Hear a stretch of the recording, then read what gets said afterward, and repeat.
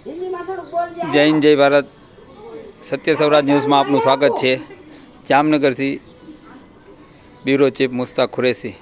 આજ રોજ આપણે વિક્ટોરિયા પુલ આગળ વર્ષોથી આ ગટર છે, ભૂગર્ભ ગટર, એ સાફ કરવા કોઈ આવતું નથી. અવારને અવાર ફરિયાદ કરવા તંત્ર કાંઈ ધ્યાન આપતું ના હોય અને છેલ્લા 30-35 વર્ષથી અહીંયા આવી જ ગંદકી.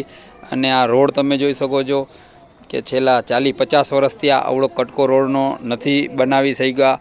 જામનગર મહાનગરપાલિકા આ છે જામનગરનો વિકાસ. અહીંયાના સ્થાનિક લોકો સાથે આપણે વાતચીત કરશી અને તેમને આપણે માઇક પણ દેશી. શું નઝમા પઠાણ છે. હા, કોંગ્રેસમાં સેવાદળમાં 79 વિધાનસભાની મહામંત્રી છું. અને આ લતાના અમારા, હું અહીંયા જ રહું છું વિક્ટોરિયા પુલ. આ લતાના મને ઘણી વખત ફરિયાદો કરે છે કે બેન ગટર ભૂગર્ભ ગટર છલકાઈ ગઈ છે, અહીંયા રસ્તા નથી, ગંદકી બહુ છે. પણ ઘણા સમયથી અહીંયા રજૂઆત કર્યા, મેયરશ્રીને રજૂઆત કર્યા, અહીંયાના કોર્પોરેટરશ્રીને રજૂઆત કરી, પણ આનો 30-35 વર્ષથી આ કોઈ જ ઉકેલ આવતું નથી, કોઈ જવાબ દેતા નથી. અહીંયા સુધી કે હમણાં જ્યારે આ ભૂગર્ભ ગટર છલકાણી અને પાણી જ્યારે રસ્તામાં વહેતું હતું ત્યારે આખો રસ્તો બ્લોક થઈ ગયો હતો, હાલવાની જગ્યા નહોતી. અને વોર્ડ અમારા વોર્ડની ઓફિસ છે, ત્યાં અમે કમ્પ્લેન કરી કે ભાઈ ભૂગર્ભ ગટર શાખા કે તમે અહીંયા આવો અને આ બધું સાફ સફાઈ કરી જાઓ. 8 દિવસથી કન્ટિન્યુ અમે મહેનત કરીએ છીએ, પણ એ લોકો કોઈને પણ કોઈ વ્યક્તિઓને મોકલ્યા નથી હજી સુધી કોઈ જ આવ્યું નથી. અને કમ્પ્લેન કરીએ છીએ તો કોઈ જ લોકો જવાબ નથી દેતા અહીંયાનું. અને અહીંયા અત્યારે ઘણા એરિયા એવા છે કે જ્યાં કોલેરા ગ્રસ્ત જાહેર કરી દીધું છે. આવામાં તમે જોઈ શકો છો કેટલી ગંદકી છે. તમારા સ્થાનિક લોકો સાથે જઈને તમે ગંદકી દેખાડશો? હા, હું તમને દેખાડું છું, ચાલો મારી સાથે. અહીંયા કેટલી ગંદકી છે તમે જોઈ શકો છો. હવે અહીંયા અમને બીમારી કે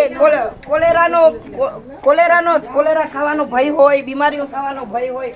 તમે જોઈ શકો છો આ રોડ, તમે જોઈ શકો છો આ રોડ છેલ્લા 50 વર્ષ થઈ ગયા છે. બહેનોની હોય 50 વર્ષમાં કેટલા કોર્પોરેટર આવી ગયા, ગુજરી ગયા, કેટલા ધારાસભ્ય આવી ગયા, વયા ગયા, કેટલા સાંસદ સભ્ય બદલી ગયા. આ છે વિકાસ જામનગર, ગુજરાતનું મોડલ જામનગર. આ છે ગંદકી.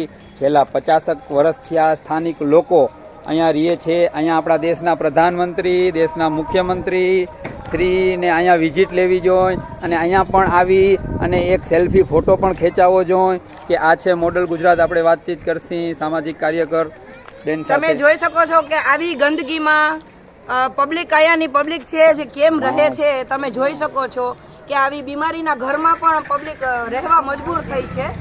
બરાબર, તો આનું તાત્કાલિક નિકાલ કરવા વિનંતી છે. અમે કોર્પોરેટર શ્રી અને અહીંયાના જે હોય, આપણા દેશના પ્રધાનમંત્રી તો એમ કે છે મોડલ ગુજરાત, મોડલ ગુજરાત.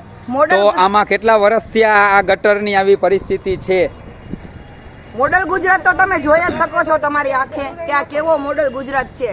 મને એમ છે કે જમાના ભરની, આખા જામનગર ભરની ગંદકી અહીંયા સમેટીને ભેગી કરી દીધી હોય ને એવું લાગી રહ્યું છે. અહીંયા તમે જોઈ લ્યો અહીંયા કેટલી ગંદકી છે. આમાં પબ્લિક કેમ રહે?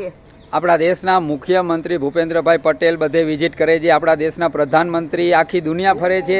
એ એમ અહીંયા આવીને એકવાર કેમ જોતા નથી કે આ કેવી પરિસ્થિતિમાં તમે રહ્યો છો?